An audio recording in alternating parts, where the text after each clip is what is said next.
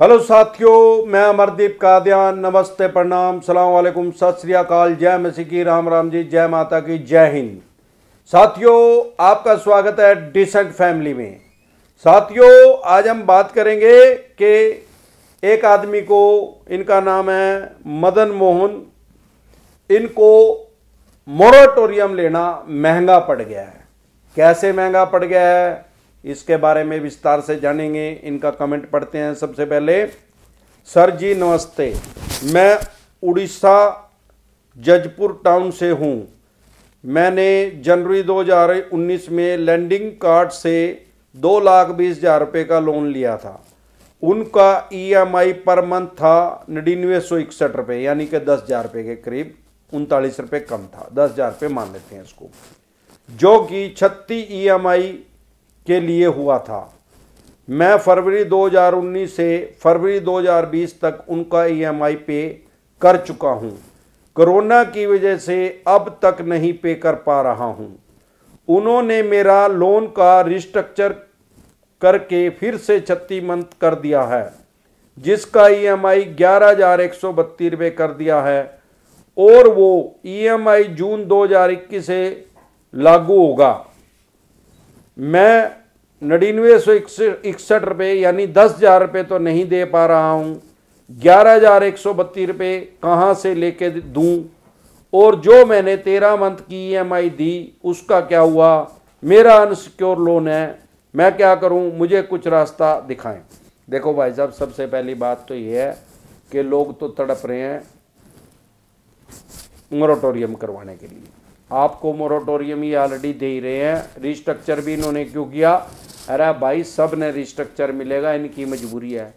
क्योंकि अब आपने 2019 में फरवरी में लिया और 2020 तक आपने किस्त दी। आप लिख रहे हैं कि आपने 13 किस्त दे दी 10,000 रुपये के हिसाब से, 1,30,000 रुपये तो इनको दे दिए। अब क्योंकि अगला एक साल और जा चुका है, 2021 की फरवरी आ गई ना भाई साहब, तो 1 साल रुपये का ये ब्याज तो लेंगे ना, ब्याज तो लेंगे ना आपसे। आपने अपना उनका पैसा अपनी जेब में रखा।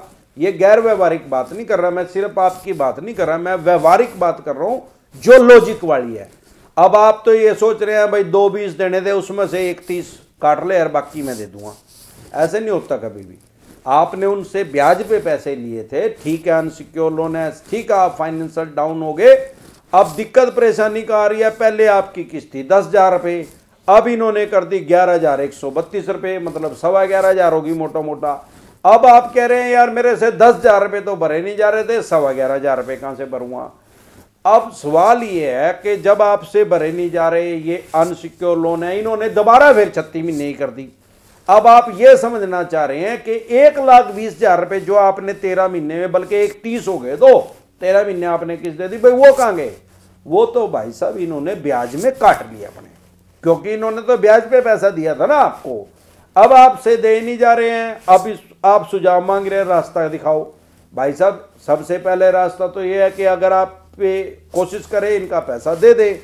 अगर नहीं दे जा रहे, फिर रास्ता क्या है भाई? अनसिक्योर लोन है, अनसिक्योर लोन में आपका कुछ नहीं बिगाड़ सकते।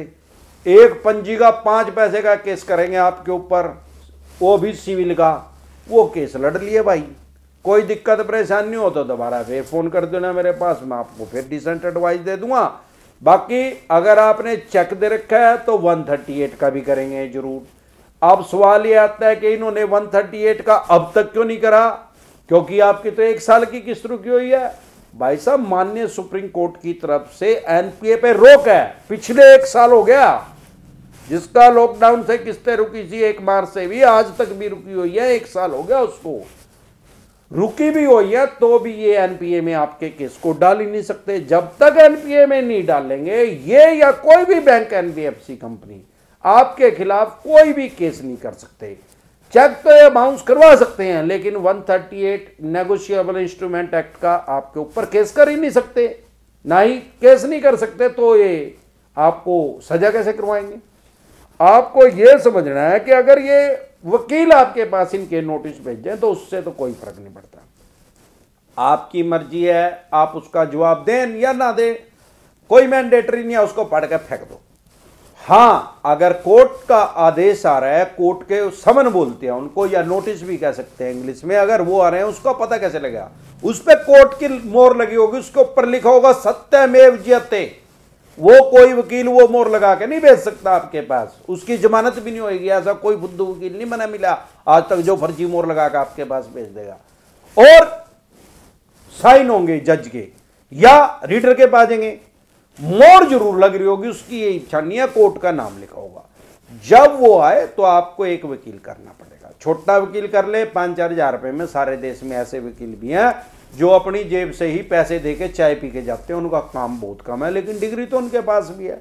तो इसमें कोई दिक्कत परेशानी नहीं है। आप हारोगे तो 100%, ये तो मैं पहले बता रहा हूं, केस तो आप लड़ लोगे लेकिन आप इसमें हारोगे। क्यों हारोगे? भाई साहब पैसे तो आपने ले ही रखे हैं, वो तो अपने पैसे मांग रहा है, वो बात दूसरी है कि अभी है नहीं।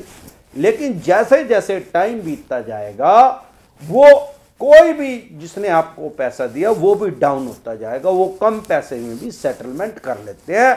अभी तो कोरोना आया हुआ है, अब तो वैक्सीन भी आ गई यार, चल तो रहा है कोरोना, पर सारी उम्र के लिए कोरोना तो नहीं रहेगा ना। आपका काम उतना ही चल जाएगा जितना आपका कोरोना से पहले चला हुआ था। अब कोरोना से पहले आपका काम चला हुआ था, आपने 13 किस्ता रेगुलर दे दी यार, कोई दिक्कत ही नहीं पड़ी। ओ भाई साहब, जब आपका दोबारा काम चल जाएगा तो जब 10,000 रुपए दे रहे थे तो 11,500 रुपए भी दे दिए इनके, ये ले लेंगे उतने भी, उससे कम भी ले लेंगे। उससे क्या होगा, केस में जाने के बाद आपको टाइम मिल जाएगा, और टाइम मिल जाएगा तो आप जीत जाओगे। जिसके पैसे फंस रहे हो यार, वो उसके तो पैसे नहीं मिल रहे, आपको तो बिगड़े ही कुछ नहीं, तो वो तो कम भी लेने के लिए तैयार हो जाएगा ना। तो आपको दिक्कत परेशानी इसमें आने वाली नहीं है। बैड बैंक भी आएगा, वो बैड तरीके से भी करेगा, लेकिन अगर बैड बैंक ने भी ये इस टाइप के लोन ही खरीदेगा, वो अगर खरीद लिया वो बैड तरीके से यूज करेगा, लेकिन वो कुछ गुड तरीके भी यूज करेगा। वो ये भी समझेगा कि यार इसके पास पैसे है ही नहीं, बिल्कुल ही ने 1 साल तो दिए नहीं भाई। इस NBFC कंपनी ने भी पूरे जोर लाए होंगे, इन्हें भी अपनी कलाकारी तो करी होगी। ऐसा तो नहीं हो सकता कि इन्हें 99% जो 54 छाप रिकवरी एजेंट आपके पीछे नहीं लगाए होंगे। अब क्योंकि ये मुझे पता है लैंडिन कार्ड जो है ये ऑनलाइन कंपनी है, ये गुजरात की कंपनी है, ये यहाँ तो है नहीं। आपने उड़ीसा बैठे बैठे लोन ले लिया, इन पे इतने ज्यादा 54 छाप रिकवरी एजेंट नहीं है। टेलीफोनिकली तो ये परेशान करे बंदे ने, पर मुझे आज तक कोई ऐसा बंदा नहीं मिला जिसके घर रिकवरी एजेंट आए हो। ये वैसे नहीं, इतना इनका बजट भी नहीं है, उतना बड़ी फाइनेंस कंपनी नहीं आया, छोटी है। ये बिजनेस लोन नहीं देवे, वैसा पर्सनल लोन या होम लोन और किसी तरह का लोन मैंने नहीं सुना कि लैंडिन कार्ड कंपनी देती है। तो भाई साहब आपको टाइम मिल जाएगा, आप हार भी जाओगे भाई साहब, फिर अगली कोर्ट में चले जाना, फिर अगली में चले जाना, माननीय सुप्रीम कोर्ट तक। ये भाई साहब दीवानी का मुकदमा है, 30-35 साल लगेंगे। और 30-35 साल में भाई साहब यहाँ कोई 99 साल रहने के लिए नहीं आ रहा है, यहाँ कब्जा नहीं करने के लिए आ रहा है। यहाँ इंडिया में रहन दो, चाहे पाकिस्तान में रहन दो, चाहे अमेरिका में रहन दो, भाई हरिद्वार तो जावेगा ही, मरेगा तो ही। तो 30-35 साल के अब हो गए, 30-35 साल और के बाद फिर तो हरिद्वार जाने का टाइम आ लेगा मेरे यार, फिर पैसे किस तरह लेंगे भाई। तो माननीय सुप्रीम कोर्ट के आदेश भी आवेंगे, दे दो, बंदा ही नहीं होगा, फिर वो देश के करेंगे भाई, फिर क्या करेंगे। इतने ये भी जा लेंगे, ये कौन सा 16 साल के हैं जो ये काम करने लग रहे। तो इसमें कुछ नहीं बिगड़ने वाला, लेकिन आपको केस जरूर लड़ना पड़ेगा, चाहे 138 का है चाहे सिविल का भी है। ऐसा ना करे भागे ना। हाँ, आप किराए भाड़े पे रह रहे हैं, रेंट पे रह रहे हैं, आपने मकान बदल लिया, मोबाइल नंबर बदल लिया, फिर तो भाई फिर क्या करेंगे? अरे जब ढूंढेंगे पाओगे जब ही तो भाई साहब कुछ करेंगे। पैसे ही अगर आपके पास नहीं है, आपका भाई साहब शनि भी कुछ नहीं कर सकता। राहु केतु ग्रह तो आपका क्या करेंगे? जो शनि ग्रह सबसे बड़ा ग्रह है, जो आदमी ना मारी देवे, वो भी नहीं आपका कुछ बिगाड़ सकता। तो ये 99% 54 छाप रिकवरी एजेंट और ये बैंक और NBFC कंपनी, इनको भूल जो, ये आपका कुछ नहीं कर सकते। कोई दिक्कत परेशानी आएगी दोबारा से आप डिटेल में अपना कमेंट कर देना।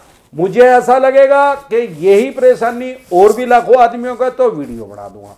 अदरवाइज कोई भी कमेंट आता है मैं उसका जवाब जरूर देता हूं, डिसेंट एडवाइस जरूर देता हूं, उसकी पक्का 100% जवाब देता हूं। बहुत से आदमी ये कहते हैं भाई साहब हमने कमेंट किया था, आपने हमारा जवाब नहीं दिया। अरे भाई साहब जवाब सबका देता हूं, आप चेक कर लेना। कोई भी कमेंट ऐसा नहीं होगा जिसका मैं जवाब नहीं देता, जिसकी मैं डिसेंट एडवाइस नहीं देता। आप 10 बार कमेंट करते हैं तो मैं 10 बार जवाब देता हूं, 25 बार करते हैं तो 25 बार जवाब देता हूं। ऐसी मुझे कोई दिक्कत परेशानी नहीं है। क्यों यार, मैं तो समाज सेवा कर रहा, मैं आपको 2 बार तो जवाब दे दूं, तीसरी बार जवाब ही ना दूं तो आपकी समस्या का समाधान तो नहीं हुआ ना भाई साहब, वो तो और भी उलझगी। चाणक्य जी ने कहा है कि अधूरा ज्ञान जो है वो हमेशा हानिकारक है। तो मैं पूरा ज्ञान देता हूं, 100% एडवाइस देता हूं। जितनी मर्जी बार आप कमेंट करें, हमारा चैनल 24 घंटे खुला है, जब भी मैं फ्री होता हूं तभी देता हूं, उसमें कोई दिक्कत परेशानी नहीं है।